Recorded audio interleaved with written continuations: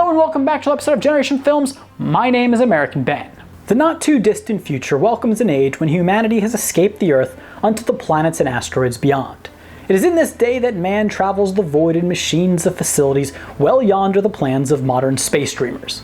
These are the progenitor vessels of the offspring that shall bear the holy burden of one day carrying the extrasolar human from a doomed origin unto the salvation of younger sons. They are brilliant machines that dance between rock and orb, frolic among the darkness, waging war as a rapturous dance in zero-G.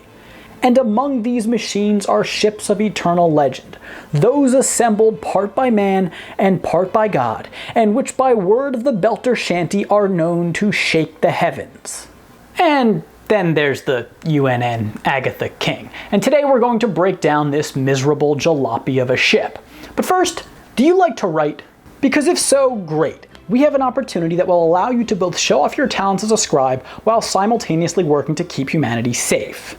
If you haven't heard, we at Generation Films are looking to hire writers to help out with our current channels and ones we're planning on starting. We're looking for people capable of writing scripts covering Star Wars, Star Trek, and any other popular sci-fi franchise really. And it doesn't matter if you're only interested in one franchise or many different ones. The only important thing is that you have a knack for writing, know our style, and seriously want to try your hand at writing for YouTube.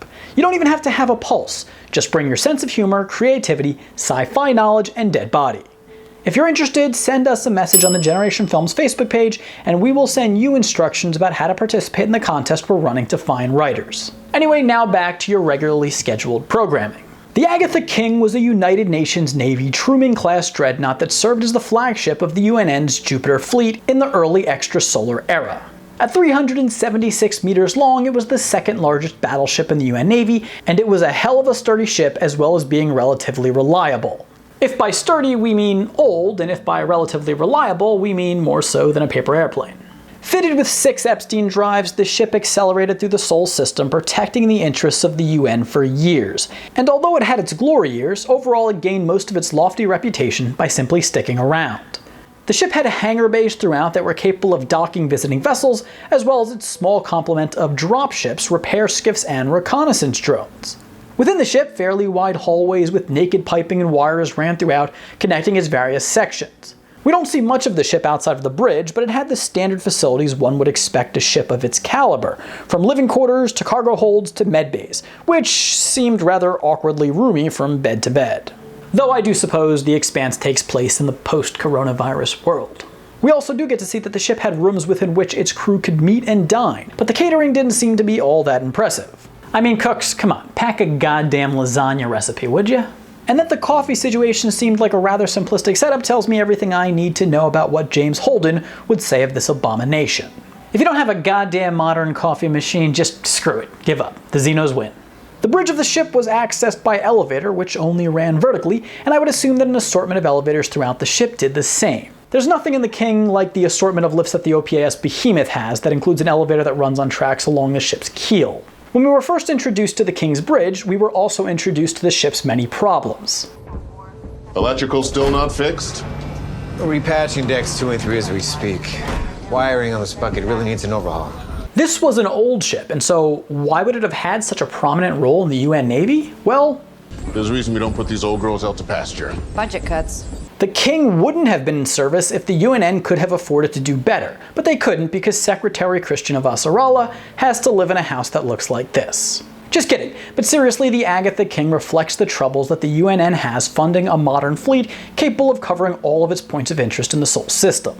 Mars, on the other hand, doesn't seem to have such troubles, and I'm guessing that has to do with a few things. 1, they probably commit a larger share of their total budget to building up their military than Earth does, and 2, Martian society arose and persists under imminent threat of extinction, and when humans live in such a reality, they usually become good at building cool military, kill other people type stuff. Or, I don't know, maybe at some point in the 21st century, the Earth expelled Elon Musk for trying to transfer his consciousness into a rocket ship's computer, and so he went to Mars and pioneered their shipbuilding program. But anyway, I digress. The Agatha King's bridge, similar to the OPAS Behemoth, was a circular room within which everything surrounded a central table console. As in the Behemoth, the room was 2 levels. On the walls of the upper and lower level were a variety of consoles that the command crew used for communications, monitoring functions, and other operations. The center table console at which the captain would spend most of his time sat on a raised platform in the middle of the room. Now this setup might remind you of the Behemoth, but it's not nearly as well laid out.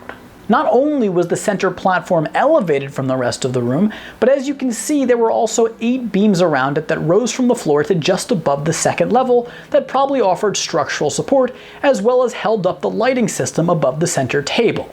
Then on top of that, there were consoles built into the outside of the platform all around it. The combination of all these things served to significantly obstruct the captain from being able to easily monitor and communicate with the crew around him. Actually, there was a point at which we actually saw Admiral Wynne have to step down from the platform to give Executive Officer Schaefer an order. XO, cut our braking burn to IO 10% and inform me when we're ready to make orbit. This just isn't efficient. And on the OPAS Behemoth's bridge, there's much less obstruction and communication is much easier. Actually, the easiest way to communicate with the crew on the King's Bridge was to not be on the center platform at all, and to instead stand on the upper level and shout orders down. Admiral on deck! I suppose the one upside to all of the obstruction that was going on throughout the bridge is that it was a lot easier to have private conversations there than it is to do so on the OPAS Behemoth's bridge. Everything should be back up and running in about 20 minutes. That'll be perfect. Now at first glance, the center table console itself might remind you of the table console in either the Rocinante or the Behemoth. But make no mistake, the difference is that this one sucked.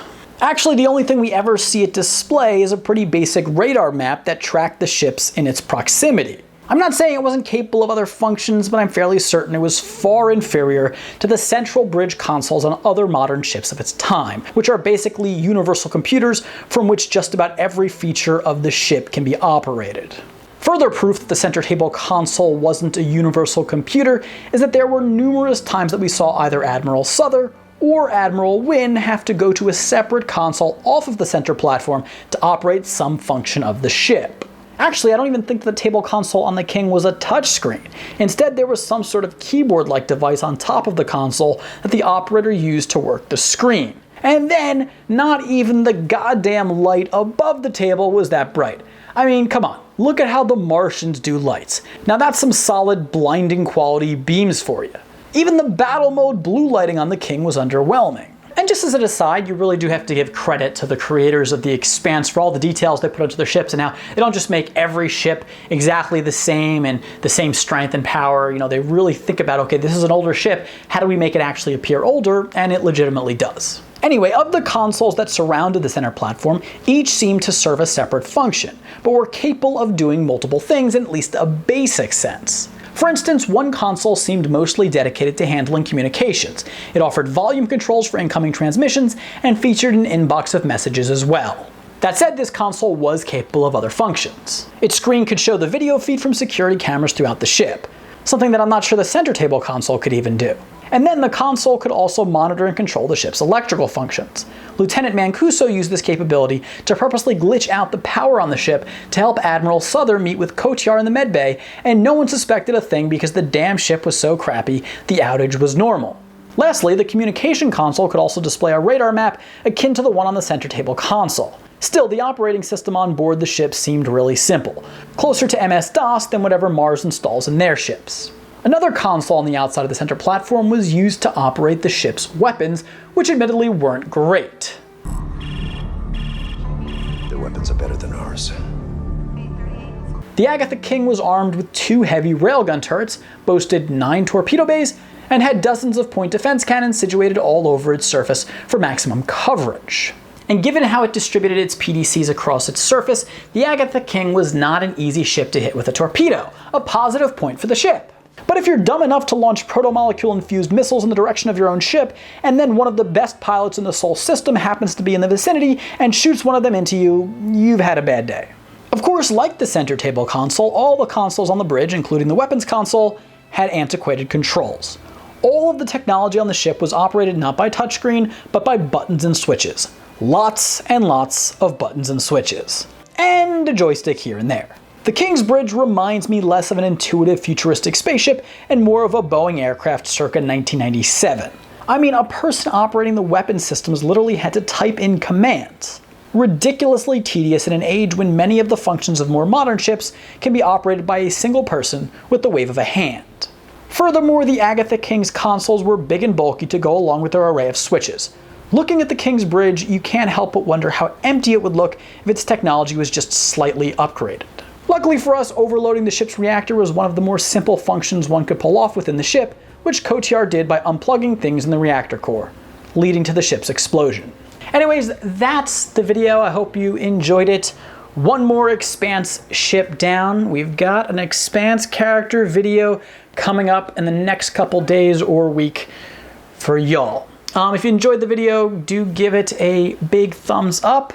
Comment down below, say something, I don't know. Subscribe to our channel, hit that notification bell. For now, my name is American Ben, and I'll catch you next time. Generation Films, peace.